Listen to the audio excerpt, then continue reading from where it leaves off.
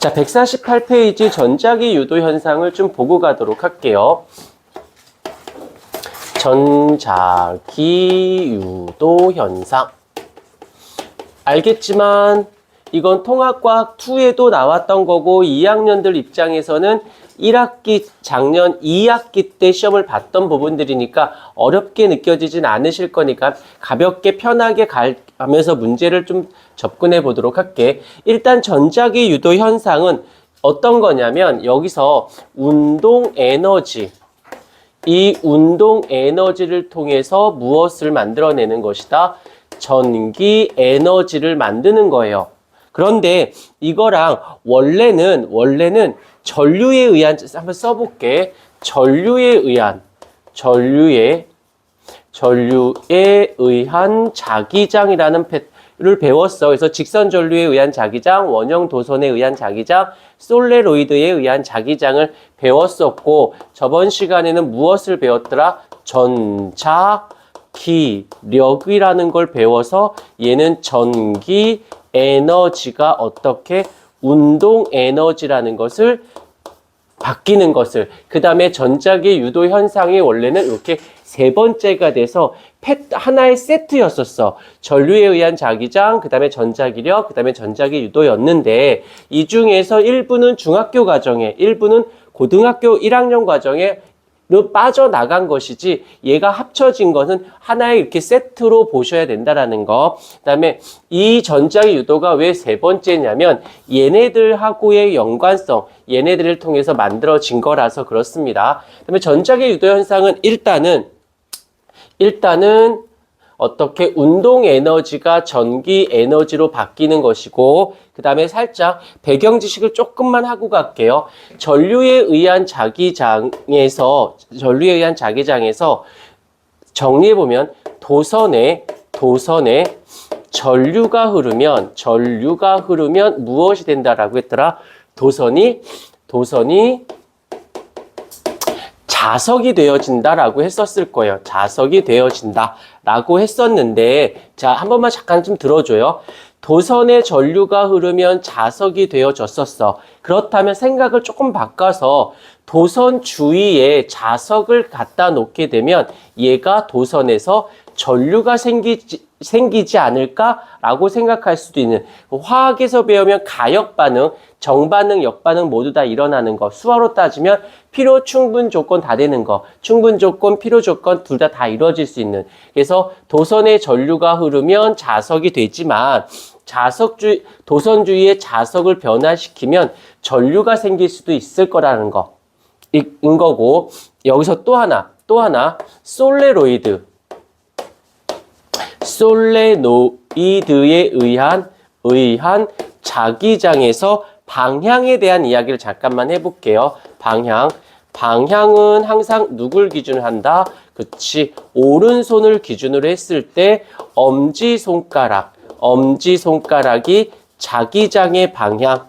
항상 쓰는 거지만 자기장의 방향 그러면 항상 N극이 가리키는 방향이라는 거 귀찮아도 자꾸 써서 헷갈리지 않게 해주길 바랍니다. 그 다음에 나머지 네 손가락이 전류의 방향이었다라는 거 정도 잡아주시면 되어집니다.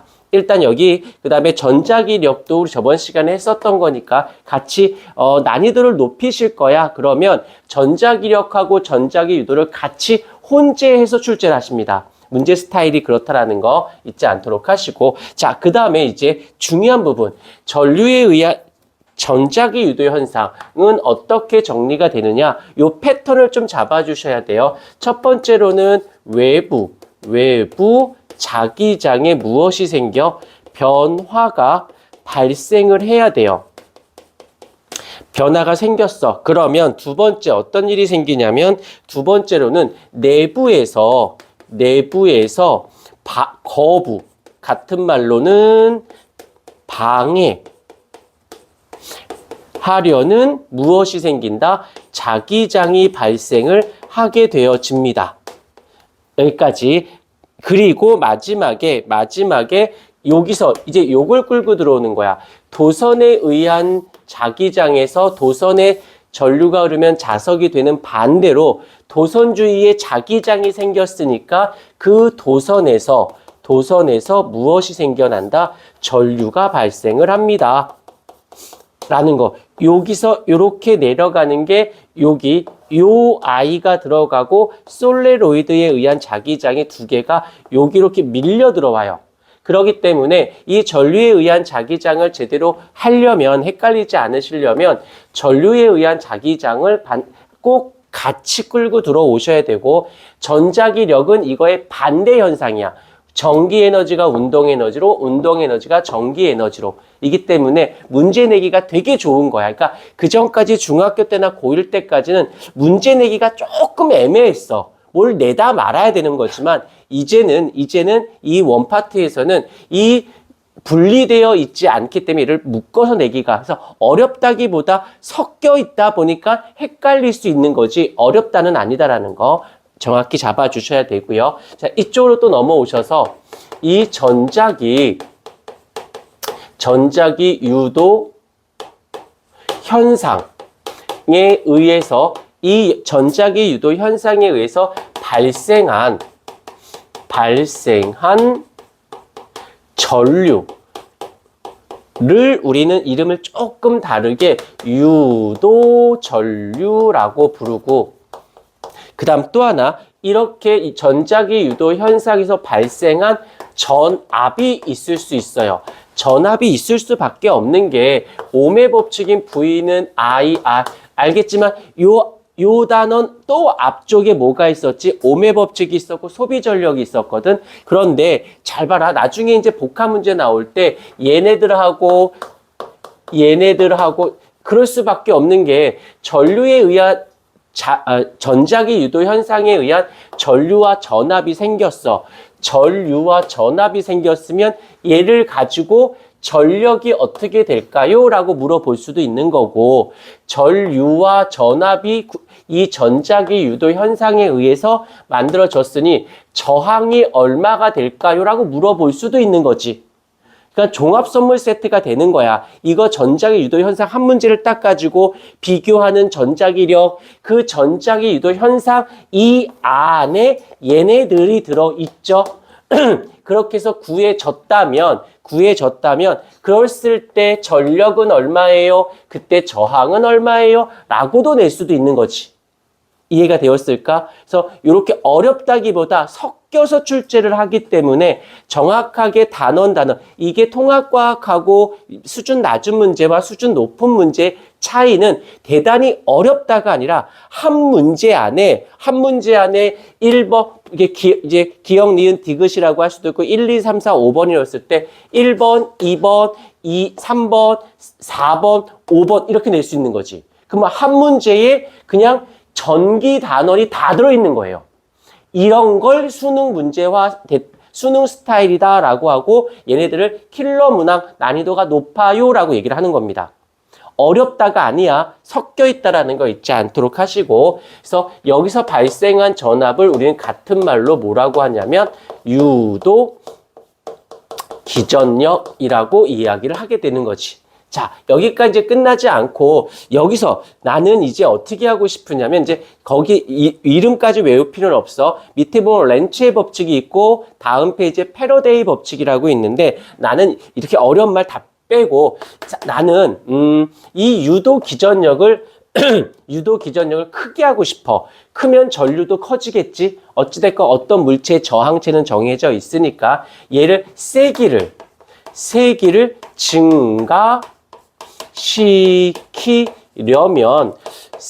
증가시키려면 어떻게 하면 될까? 조금만 생각해 보자. 요 패턴대로 가보자. 예를 1번, 2번, 3번이라고 했을 때 변화가 생겨서 그것을 거부하려는 자기장이 생기고 이 자기장이 생긴 것 때문에 무엇이 생겼어? 전류가 흘렀거든. 그렇다면 이걸 이쪽에 와서 다시 한번 써볼게. 외부에서 변화가 생겨서 이 변화를 어떻게 방해하려다 보니까 그로 인해서 전류가 흘렀다라면 이 변화를 크게 하면 어떻게 될까? 센 전류가 흐르지 않을까? 이렇게 생각하는 방향성을 잡아주면 그렇게 어렵진 않아. 변화 때문에 거부하고 거부 때문에 전류가 생겼어. 결론은 시작과 끝만 던진다라면 변화 때문에 전류가 흘렀다라면 그 변화를 크게 해준다라면 전류도 세게 흐를 거다라는 거지. 이때 이제서 나오는 거지. 이 유도 기전력을 V로 씁니다. 이 유도 기전력을 세게 할 수 있는 방법은 뭐가 있을까? 일단 첫 번째 시간을 짧게 해. 시간을 짧게 한다라는 건 빠르게 움직인다는 소리겠지. 빠르게 움직여. 천천히 움직이는 게 아니라 빠르게 움직이면 그 변화가 큰 거잖아. 여기까지 인정. 그 다음에 자속, 자기선속이라고 하는데 자기선속. 근데 얘가 희한하지도 않아. 얘네들이 똑같은 내용이 물리 2에도 있어요. 물리 1에도 있고 물리 2에도 똑같은 컨텐츠로 되어 있는데 물리 2는 조금 살이 붙어 있어. 그러면서 조금 더 이렇게 뭐가 붙어 있어요. 근데 그게 물리 1에 없느냐? 아니야. 물리 1에도 있어. 물리 2에도 있는데 조금 더 디테일하게 들어간 게 물리 2가 되어 있기 때문에 지금은 물리 2까지 설명해 줄 수는 없지만 3월 달이 되어지면 어찌됐건 이제 실력을 올리려면 문제를 봐야 되거든. 이때는 물리 2 문제까지도 풀어볼 수는 있으셔야 돼요. 그래야 안정적으로 물리 1이 이런 식 하고 들어가지. 물리 1에서만 보게 되면은 시야가 좁아질 수 있다라는 거 잊지 않고 계약하게는 물리 2까지도 같이 설명을 왜냐면 한 번은 지금은 처음 듣는 거니까 전부 다 설명해주면 너무 부담스러워. 그래서 지금은 골격 가장 핵심적인 거 하고 어느 정도 한번 들어봤으니까 3월 달에는 조금 더 깊이 들어가면서 학교에 맞춰서 문제풀이가 들어가고 진행을 하도록 할게요. 자기선속이라는 말 뜻은 무엇이냐면 자기력을 선으로 표현했는데 그때의 개수라고 해서 자기력 선수를 줄여서 자속이라고 얘기합니다. 자기력이 힘이라는 걸 선으로 표현했고 그거의 개수를 줄여서 자기선속. 그러면 자기력이 선의 개수가 많으면 요거를 줄여서 우리는 동글뱅이 이렇게 씁니다. 많으면 당연히 변화가 큰 것도 맞지. 오케이. 요 정도 되고, 일단 마지막에 얘가 1번, 얘가 2번, 세 번째. 가뭄수를 우리는 라지 N으로 쓰는데, 한번 그림만 한번 살짝 보도록 할게. 여기서 지금,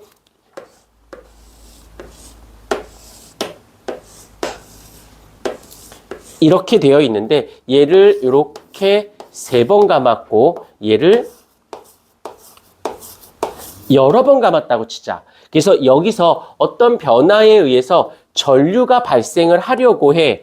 근데 외부 자기장에 의해서 거부하려는 자기장이 생기고 전류가 흐를 때 여기서는 3개가 발생하는 거고 여기선 몇 개가 여러 개가 똑같은 변화가 있더라도 얘가 훨씬 더 많이 감았기 때문에 더 많은 전류가 흐를 수 있어요. 그래서 이 가뭄수는 어떻다? 가뭄수가 크다라는 건 3번 감겨져 있고 5번 감겨져 있으니까 그만큼 변화가 큰 거지. 그래서 라지 N으로 붙는 거네. 그 다음에 마지막에 렌츠의 법칙이라고 해서 어떻게 발생하는 어떤 거부하련다라고 해서 반대 방향으로 전압이 외부 자기장의 반대 방향, 여기는 슉 빼서 반대 방향의 의미로 부호를 붙여준다라는 거. 오케이. 요 정도까지는 잡아주셔야 됩니다. 살짝 끊었다가 다시 갈게.